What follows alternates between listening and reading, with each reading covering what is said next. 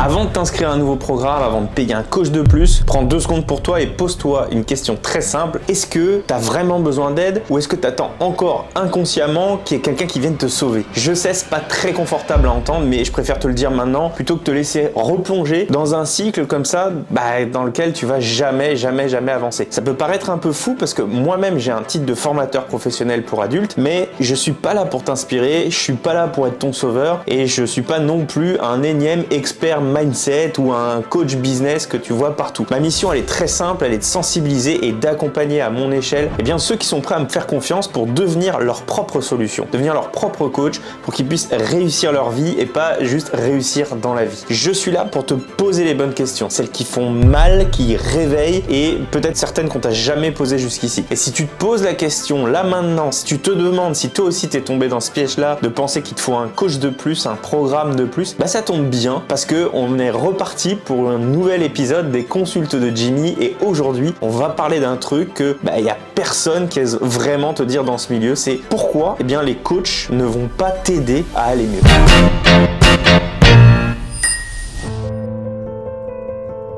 Alors, soyons honnêtes, dans 90% des cas, on se lance dans un programme d'accompagnement avec une posture très souvent qui est passive en fait. On attend des réponses, on attend que quelqu'un vienne réparer ce qui cloche en nous et c'est ce que j'appelle un peu le syndrome de la blouse blanche, c'est-à-dire qu'on projette sur le coach l'idée qu'il va nous aider, que c'est lui la solution. Et ça, c'est hyper dangereux parce que tant que vous pensez que la solution provient de quelqu'un d'autre, que le coach est la solution, vous allez continuer finalement à fuir vos propres responsabilités. Et je dis une chose qui est très simple, quand vous démarrez un accompagnement, sachez que c'est pas Netflix en fait. Si vous consommez du coaching, de la formation, peu importe le type de pédagogie qu'on vous propose, si vous le consommez comme vous regardez une série, si vous notez sans appliquer, si vous cherchez juste finalement une dose de dopamine, et malheureusement c'est bien souvent ce qui se passe lorsque vous passez à l'achat, vous avez votre dose de dopamine et vous pensez que vous avez déjà résolu le problème, sachez que ça ne changera jamais rien. Ce qui change la vie de quelqu'un, c'est pas la quantité de choses qu'il fait, mais bien la quantité de choses qu'il met en pratique, d'accord? Et ça, c'est juste la première erreur. Mais ce que je vais vous dire ensuite risque de remettre en question tout ce que tu crois savoir sur la notion d'apprentissage. Et si ce que je te dis là, ça fait écho, si tu sens que ça vibre à l'intérieur de toi, que tu sais que tu peux faire beaucoup mieux, mais que tu as du mal à transformer finalement ce ressenti en mouvement, je t'invite à prendre un peu de temps avec moi. Alors, j'ouvre que 20 créneaux par mois à peu près pour des consultations entièrement gratuites. T'inquiète pas, tu peux mettre la carte bleue au congélateur, ce n'est pas un appel commercial. C'est un vrai moment en fait pour se poser sur ce que tu vis, comprendre ce qui t'épuise, ce qui t'éteint et voir ensemble en fait si ton blocage il vient d'un désalignement peut-être que tu as laissé installer avec le temps. Donc tu vas repartir, tu repartiras pas en tout cas avec un programme, mais tu vas repartir avec de la clarté et parfois c'est tout ce qu'il faut pour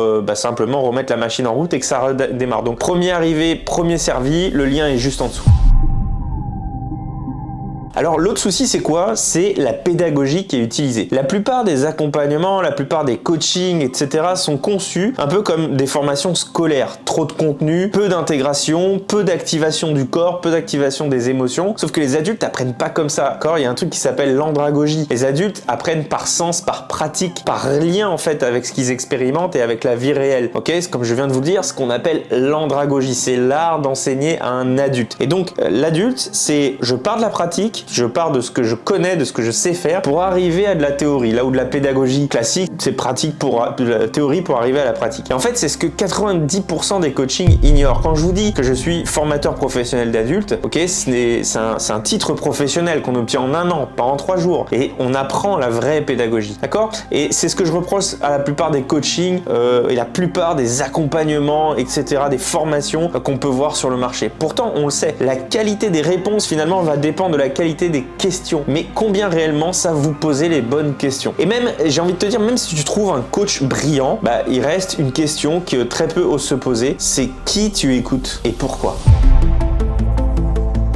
Alors, qui est-ce que vous écoutez au fond? Est-ce que c'est un coach qui a lu plein de bouquins, qui a plein de connaissances, ou est-ce que c'est quelqu'un qui a traversé des vraies tempêtes, des choses que vous aussi vous expérimentez, quelqu'un qui vit ce qu'il enseigne? Est-ce que c'est un accompagnant, un coach qui incarne ce que vous cherchez à devenir? Parce qu'au final, le message n'est jamais plus fort que le messager. Les objectifs et les aspirations des uns et des autres ne sont pas les vôtres. Par contre, quelle est la solution? Ce que je vous propose, c'est pas d'écouter encore un expert de plus. C'est d'apprendre à devenir votre propre coach, à faire de l'auto-coaching. Pourquoi?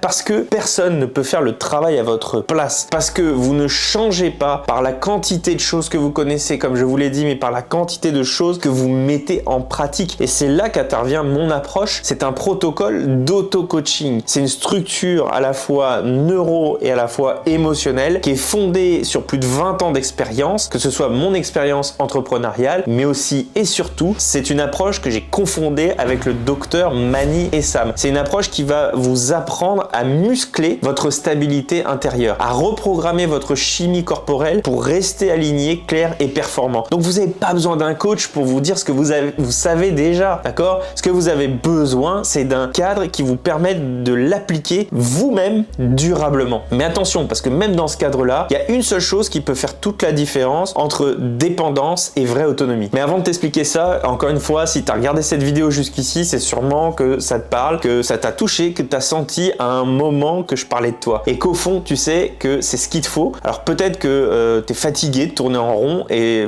voilà, de faire les bons choix, mais simplement en surface et de sentir que tu passes à côté finalement de toi-même à l'intérieur. Et c'est ce que je propose avec la méthode Mind, qui est un protocole d'auto-coaching pour te réaligner, pour devenir toi-même ta solution et pour revenir à un état où tu es clair, où tu es posé et où tu peux avancer sans te trahir. Pas en forçant, d'accord? Pas en essayant de se motiver, pas en ajustant à ce que les autres finalement attendent, mais en repartant de toi. Et si ça te parle, si tu sens que t'en es là, clique sur le lien qui est sous la vidéo et on en discute ensemble.